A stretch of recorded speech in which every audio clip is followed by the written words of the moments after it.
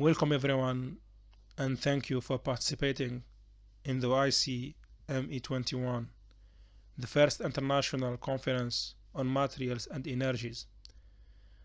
Dr. Taha Housseyn Nouibat with you in this presentation about the examination of thermally dry oxidation SiO2 effect on the 4H SiC MOS. In this work, we start with an introduction to explain some principal points and to give you a background about this work. Then we present the used methods. After that, we will show the results with discussions. And finally, this presentation will finish with a conclusion. In the last few years, silicon carbide take attention in the technologies of most devices, especially in the application of high power, high frequency, and high temperatures. It's considered the material of choice because of its unique properties like the wide band gap, which give it the advantage in high power application, and of its high saturation velocity, its high mobility compared to the other wide band gap semiconductors, and for its high breakdown field, its high thermal conductivity, and its native oxide similar to silicon. Here we are talking about the silicon dioxide. The 4H SiC, which is the 4-hexagonal silicon carbide, is a compound of two materials, silicon and carbon. This material is one of the wide bandgap semiconductors. The 4H is the most attractive polytype for its good properties compared to the other polytypes of silicon carbide like the 3C, the 6H, and the 15R. The quality and characteristic of most devices take a great importance in the industry and in the applications of MOS technology. The performance optimization is generally related to the manufacturing techniques such as wafer growing, doping, and oxidation. The examination of oxide quality is very important to ensure the device's excellent performance and prevent any reliability issues. In this work, we try to identify the best oxidation technique providing the best performance for the 4-hexagonal silicon carbide MOS devices through an experimental study. From this standpoint, we make some objectives described in this section. We try to analyze the effect of oxidation temperature on MOS capacitors consisted of thermally ground silicon dioxide, the SiO2, as gate dielectrics formed on a 4H SiC, which is the 4-hexagonal silicon carbide substrate. The objective is to find the best oxidation temperature for the 4-hexagonal silicon carbide metal oxide semiconductor devices and reduce the traps in the interface silicon carbide silicon dioxide. From this perspective, the impact of thermal oxidation on the interface silicon carbide silicon dioxide is reviewed by using different samples prepared with dry oxidation at different temperatures. In order to study the interface silicon carbide silicon dioxide, the interface state density is obtained from the capacitance characteristics at 1 MHz, which present the height frequency using the Terman method with the formula number 1.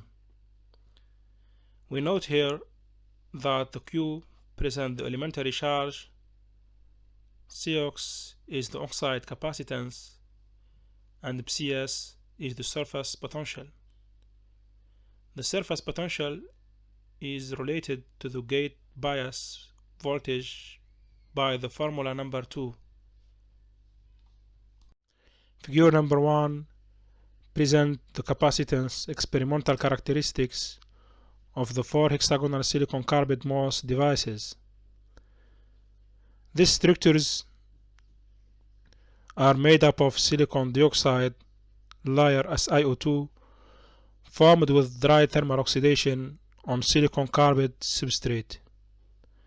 The first sample is an NMOS capacitor prepared using a 4 hexagonal silicon carbide substrate with the 51 nanometers of silicon dioxide SiO2 formed with dry oxidation at 1200 degrees Celsius. Its gate area is equal to 7.8 multiplied by 10 power minus 4 centimeters square, and N polysilicon is used for the metallic contact. The other samples used in this study are prepared under the same condition as the first sample, except the oxidation temperature was set to 1300 degrees Celsius for the second one and 1400 degrees Celsius for the third sample.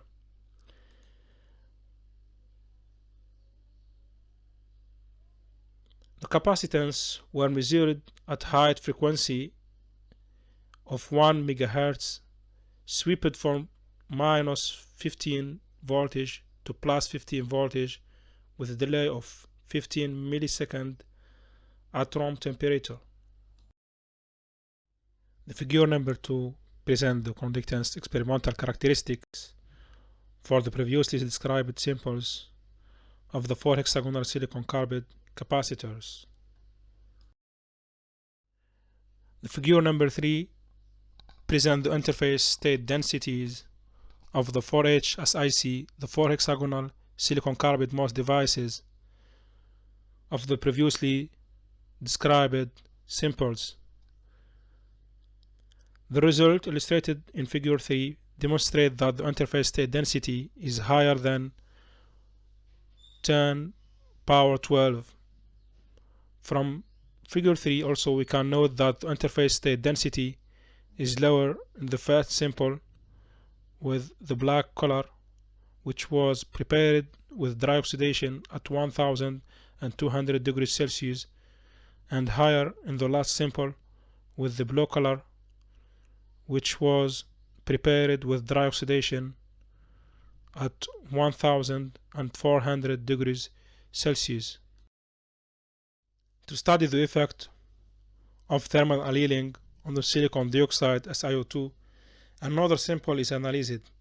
The sample is similar to the previously studied samples, except the oxide is followed by NO annealing at 1300 degrees Celsius after dry thermal oxidation at 1300 degrees Celsius.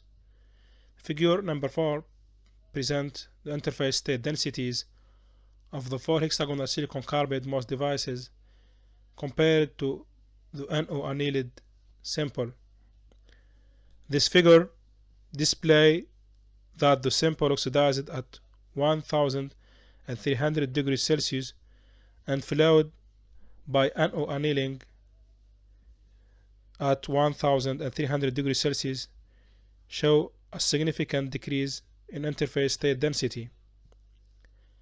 From this result, it's clear that the NO annealing improved the oxide quality and reduced the traps in the interface silicon carbide silicon dioxide. As a conclusion, we can say that the oxidation temperature closer to 1200 degrees Celsius can reduce the interface state density in the silicon carbide metal oxide semiconductor devices. In this work, 1200 degrees Celsius was found the best oxidation temperature with fewer interface state density. Therefore, nitric oxide, the NO annealing after thermal oxidation, we believe is necessary to improve the interface SiC, SiO2, the silicon carbide, silicon dioxide interface, and minimize much more the interface state density. And for the last, I will say thanks for your attention.